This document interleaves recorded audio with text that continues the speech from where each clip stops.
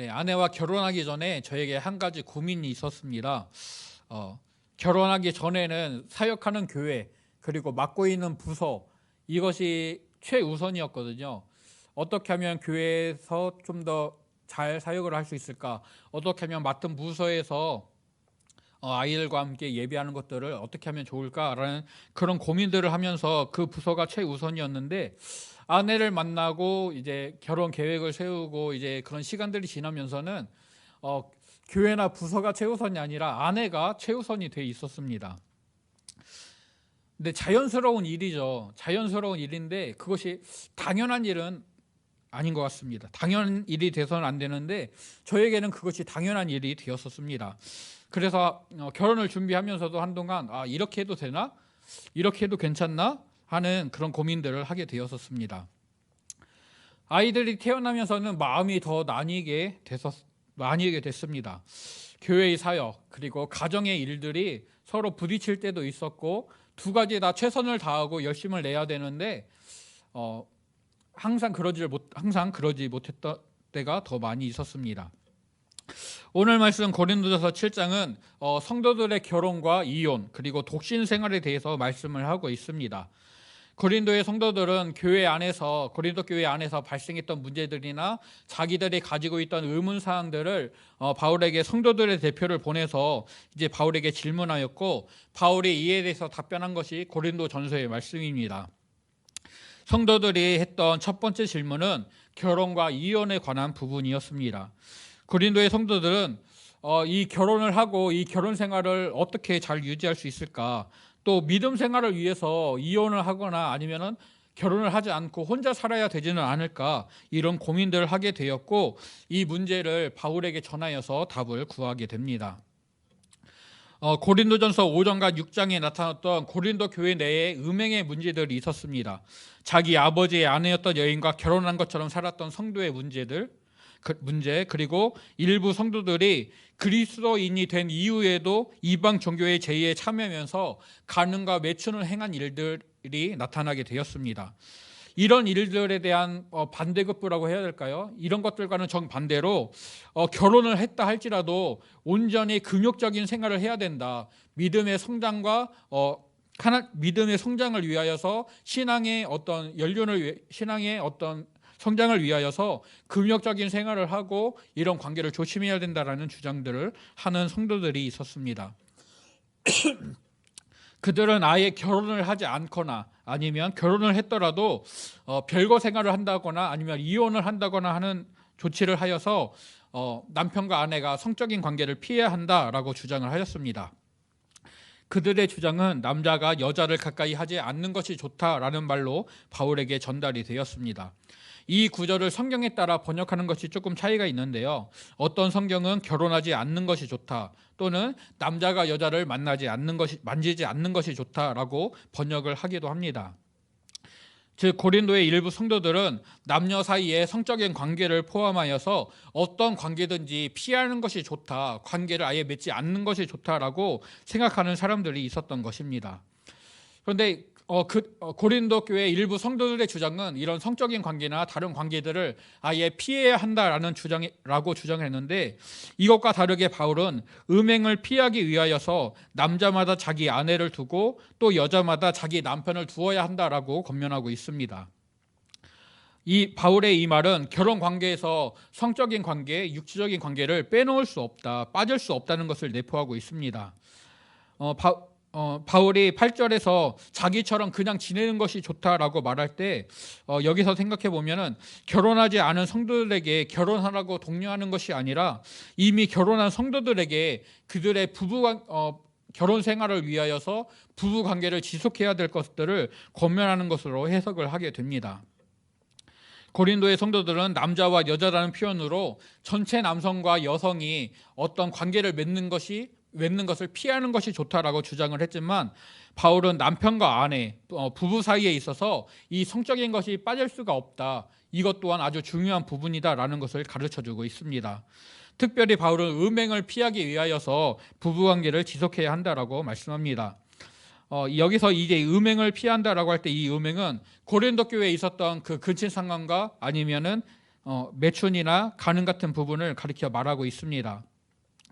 간음과 매춘으로 그리고 근친상간으로 교회 내에서 성적인 욕망들이 잘못 표출됐던 것에 대해서 온전한 결혼 생활, 온전한 부부 관계를 통하여서 그런 음행들을 피할 수 있게 된다. 그런 것들이 올바르게 해소가 되어지고 이를 통하여서 교회의 유익을 해치지 않는다라고 바울은 가르치고 있습니다.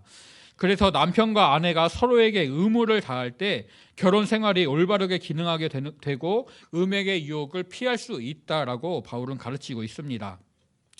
창세기 2장 18절에서 하나님은 사람이 혼자 사는 것이 좋지 아니하니 내가 그를 위하여 돕는 배필을 지으리라라고 말씀하셨습니다.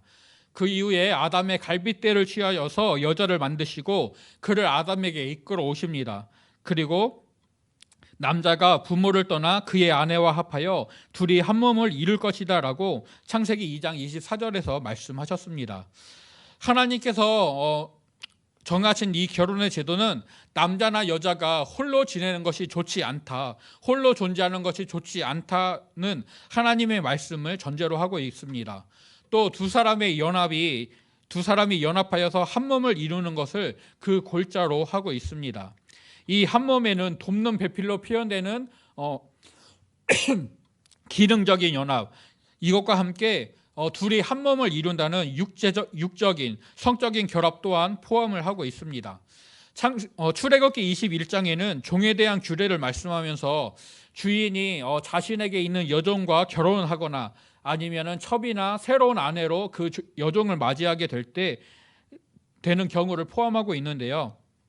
그 중에서 출애굽기 21장 10절은 만일 상전이 다른 여자에게 장가들지라도 그 여자의 음식과 의복과 동침하는 것은 끊지 말 것이요 라고 말씀하여서 주인이 여종에게 물리적인 필요들을 없애지 말고 그것을 온전히 채워줘야 한다는 것을 말씀하고 있는, 그것을 명령하는데 이 명령에 부부관계 또한 포함이 되고 있습니다.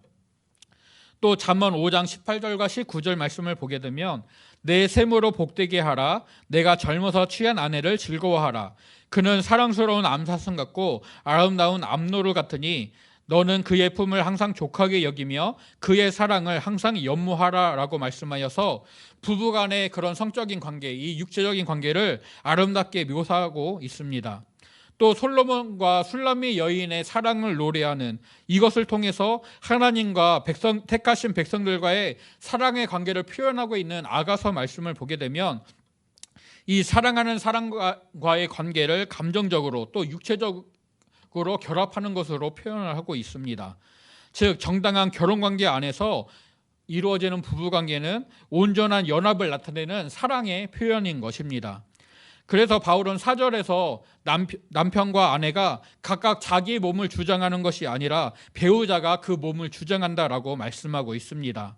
남편이나 아내 한 사람만의 생각과 주장으로 부부관계가 이루어져서는 안 되고 상호 합의하에서 이것이 이루어져야 한다고 말씀을 합니다. 남편과 아내는 서로의 몸에 대한 권리와 의무를 갖게 됩니다. 권리만을 주장하거나 의무만을 강조해서는 안 되는 것이죠. 서로에 대한 사랑을 기초로 해서 모든 관계를 설정해 나가야 한다는 것을 강조하고 있습니다. 또 바울은 영적인 유익을 위하여서, 즉 기도하는 시간을 갖기 위하여서라는 그 이유를 제외하고는 부부가 분방해서는 안 된다라고 말씀하고 있습니다. 이 기간이 길어지게 된다면 서로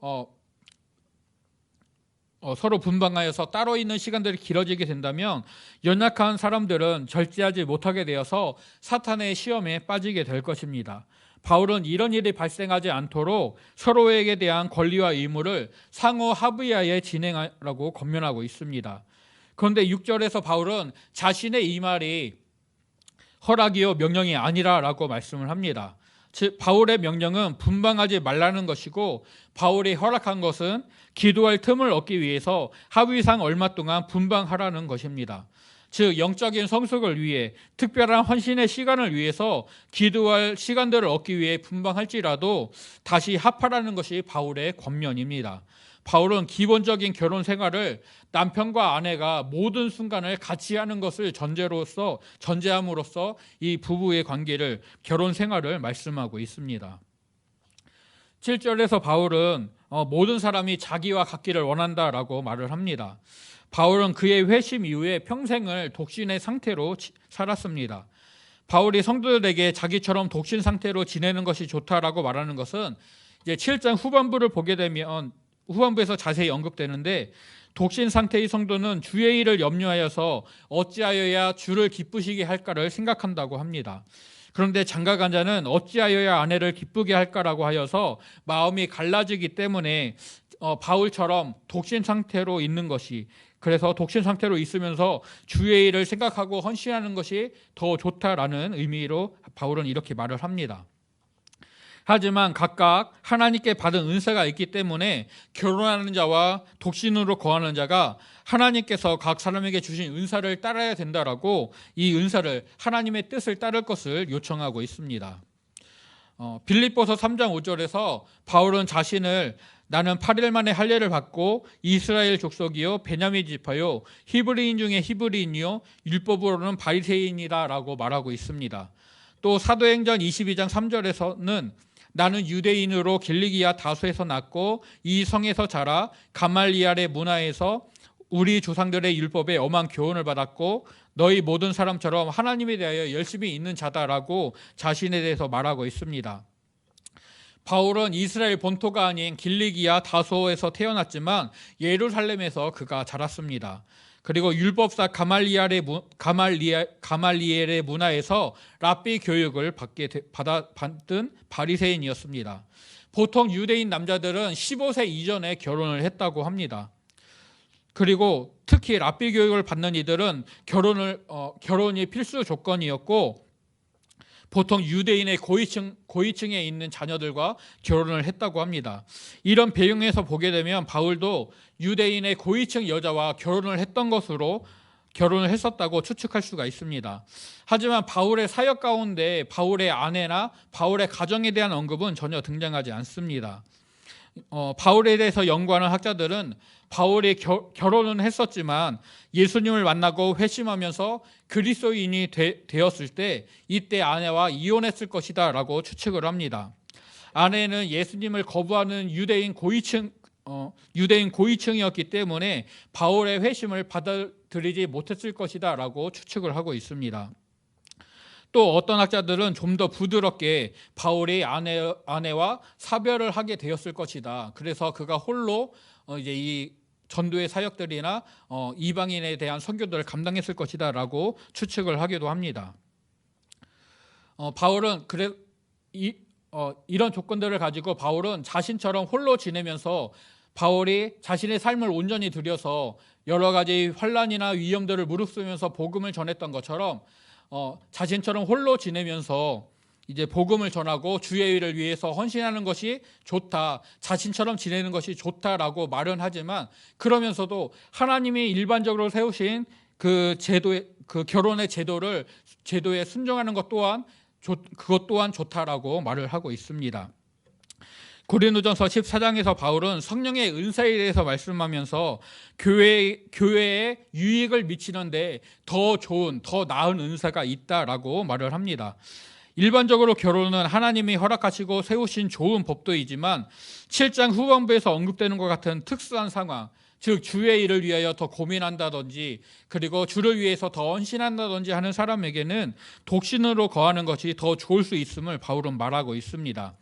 그래서 바울은 결혼하지 않은 자들 그리고 과부들에게는 자신처럼 그냥 지내는 것이 좋다라고 말합니다. 하지만 절제할 수 없다라면 그들이 결혼을 하는 것이 더 낫다라고 말씀을 하고 있습니다. 정욕에 불같이 타는 것보다 결혼하는 것이 더 낫다라고 바울은 말하는데요. 여기서 결혼하지 않은 자들은 과부들과 대조되는 호라비들을 가리키고 있습니다. 바울은 이들에게 자기처럼 독신으로 지내는 것이 좋다라고 말을 하지만, 그래서 결혼보다 독신으로 거하면서 주의 일을 위해 헌신하는 것이 더 좋지만 정욕을 절제할 수 없다면, 바울처럼 그렇게 하나님을 위한 온전한 헌신의 삶을 사는 것이 만약에 어렵다라면 차라리 결혼을 하여서 하나님이 세우신 법도 안에서 그 믿음의 가정을 꾸리는 것이 더 좋다라고 말씀을 합니다. 즉 바울은 독신이든 결혼이든 교회의 유익이라는 차원에서 성도들이 생각하고 판단해야 된다라고 가르치고 있습니다. 이어서 바울은 성도들의 이혼 문제에 대해서 말씀을 하게 되는데요. 고린도의 성도들은 바울에게 남편과 아내 모두 믿는 자가 이혼하는 부분, 그리고 남편이나 아내 홀로 믿음 생활을 할 때 믿음이 없는 다른 배우자에 대하여서 이혼하는 부분에 대해서 바울에게 문의를 했습니다. 바울은 먼저 믿는 자들 사이의 이혼에 대해서 말씀을 하고 있습니다. 결혼한 자들에게 바울이 자신의 명을 전달을 하는데 이것이 주의 명령이다라고 하면서 말을 합니다. 여자는 남편에게서 갈라서지 말고 남편도 아내를 버리지 말아야 합니다. 또 아내에 대한 구체적인 명령이 주어지는데 그대로 지내든지 그 남편과 화합하든지 하라라고 말씀하고 있습니다. 마태복음 19장 9절에서 예수님은 누구든지 음행한 이유 없이 아내를 버리고 다른 데 장가드는 자는 간음함이다 라고 말씀하셨습니다.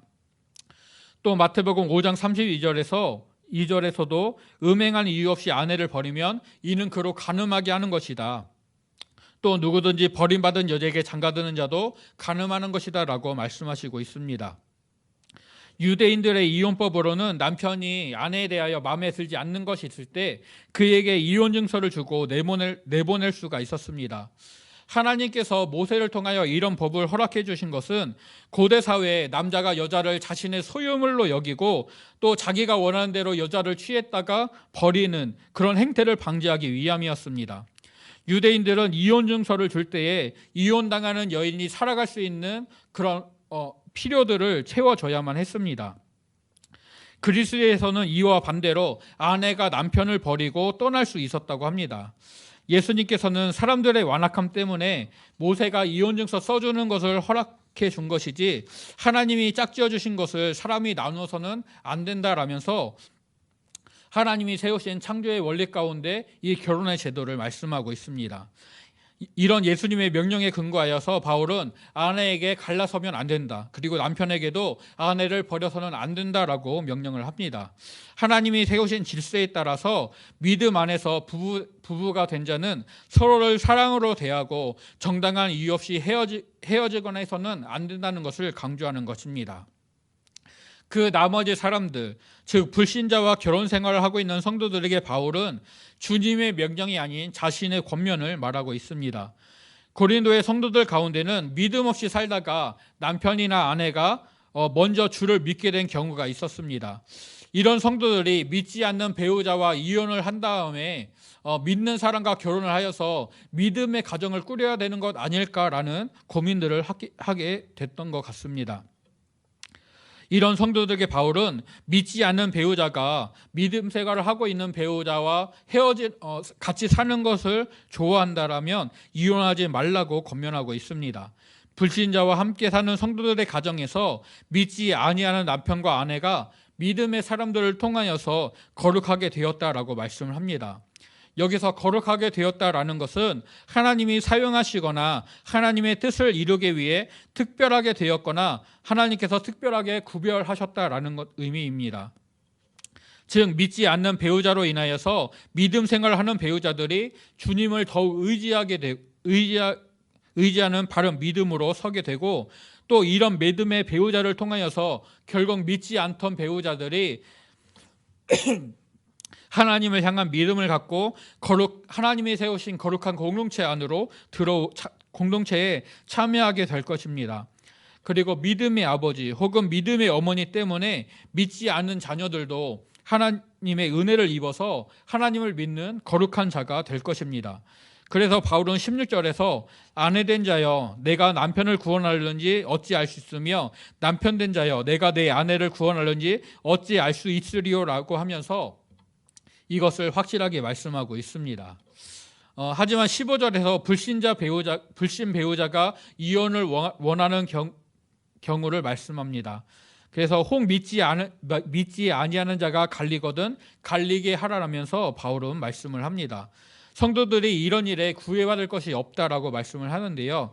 이 구절에 대한 가장 합리적인 해석은 불신 배우자가 이제 믿음 생활하는 배우자로 인하여서 우리의 가정은 더 이상 유지할 수 없다. 더 이상 이런 결혼 생활을 내가 지속할 수 없다라고 생각하여서 이혼을 요구하게 된다면 믿음 생활을 하고 있는 이는 예수님을 믿는 믿음을 선택하고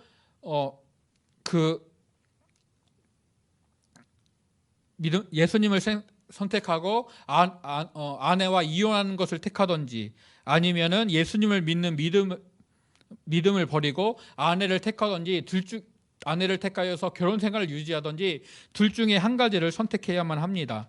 바울은 이런 선택을 해야만 할 때 하나님이 세우신 아름다운 결혼의 제도를 깨뜨리게 되지만, 믿음을 택해야 되기 때문에 그 결혼의 제도를 깨뜨리게 되지만, 그러나 그것에 구애받지는 말라고 권면을 하고 있습니다.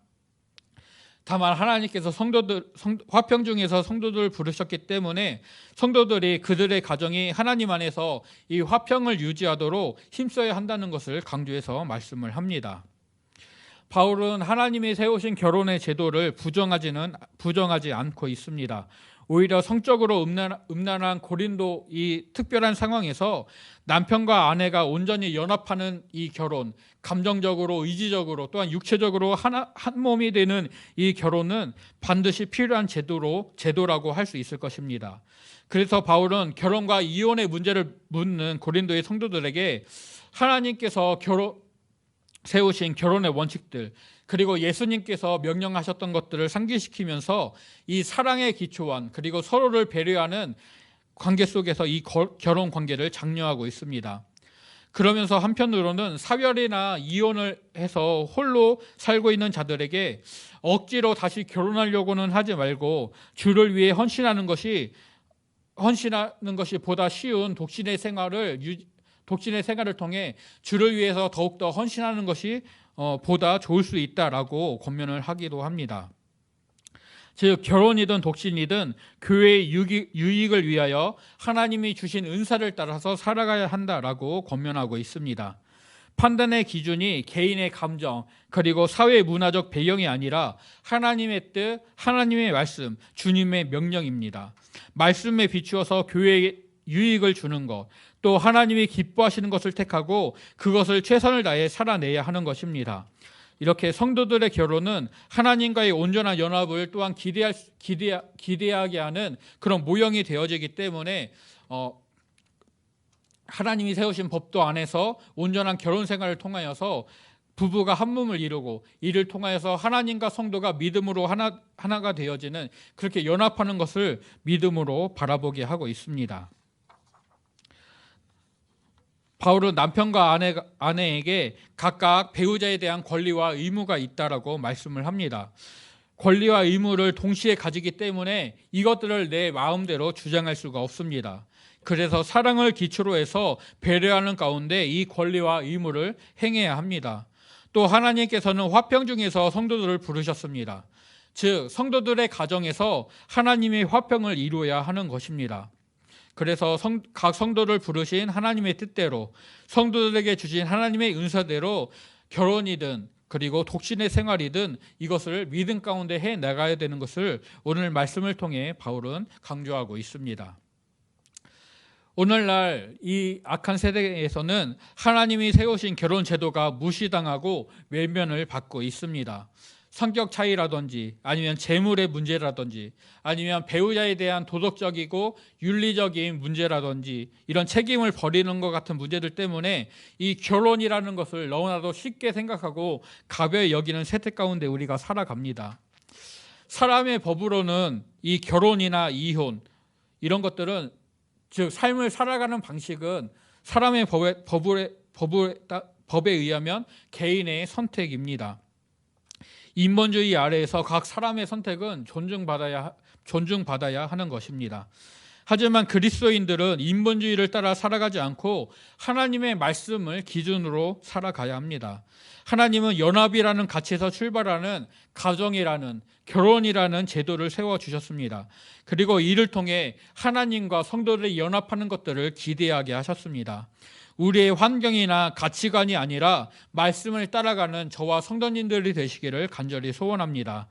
배우자를 온전히 사랑하는 가운데 배려하면서 하나님께서 화평하게 하시고 하나 되게 하신 것을 깨뜨리지 않고 믿음과 은혜 안에서 온전한 가정의 생활을 만들어가는 저희들이 될 수 있기를 간절히 소원합니다. 또한 하나님께서 특별하게 역사하시는 가정이 있음을 기억하면서 나와 다르다는 이유로 나와 다르다는 이유 때문에 비판하거나 무시하지 않고 오히려 인정해 줄 수 있는 그런 성숙한 믿음의 사람으로 세워지는 저와 성도님들이 될 수 있기를 축복합니다. 하나님께서는 교회의 유익을 위하여, 하나님의 특별한 사명을 위하여 각 사람에게 맞는 은사 가운데 그들을 택하여 불러주셨습니다. 하나님께서 우리의 삶을 주관하시고 인도하신다는 것을 분명히 인정하고, 우리가 하나님이 세우신 말씀 안에서, 그리고 하나님이 우리를 택하여 부르신 그 부르심 안에서 우리의 믿음의 삶을 살아갈 수 있기를 간절히 소원합니다. 하나님이 세우신 법도에 따라 우리가 결혼을 하고 가정을 이루어서 믿음의 가정을 화평 가운데 그리고 사랑 가운데 이루어가는 것 매우 매우 중요하고 좋은 부분입니다. 그러나 고린도에서처럼 바울이 가지고 있었던 그런 특수한 상황에서처럼 주를 위한 헌신이나 그리고 하나님이 주신 사명을 위하여서 가족과 헤어져야 되고 홀로 거주해야 되는 그런 일들이 있을 수도 있습니다. 이것들은 옳고 그름의 차원이 아니라 어느 부분에서 더욱더 교회에 유익을 줄 수 있을 것인가, 아니면 하나님이 맡기신 사명들을 감당하는데 하나님이 세우시는 일, 하나님이 역사하시는 그 역사에서 어떤 것들이 더욱더 유익이 될 것인가라는 부분으로 접근을 해야 됩니다. 이런 것들을 판단하는 부분에 있어서 우리가 옳고 그름의 판단이 아니라 하나님께서 무엇을 더 기뻐하실 것인가, 이것들을 돌아보면서 우리가 말씀을 기준으로 삼아 하나님이 무엇을 기뻐하실지, 하나님의 뜻이 어디에 있는지 우리가 분별하면서 이것들을 온전히 살아낼 수 있는 저와 성도님들이 되시기를 바랍니다. 일반적으로 우리가 결혼의 제도 안에서, 하나님이 세우신 결혼의 제도 안에서 이 귀한 생활을 해나가고 있기 때문에 우리가 가정 안에서 배우자를 배려하고 그리고 그를 존중해주고 또한 사랑 가운데 하나 될 수 있는 저와 성도님들이 되시기를 간절히 소원합니다.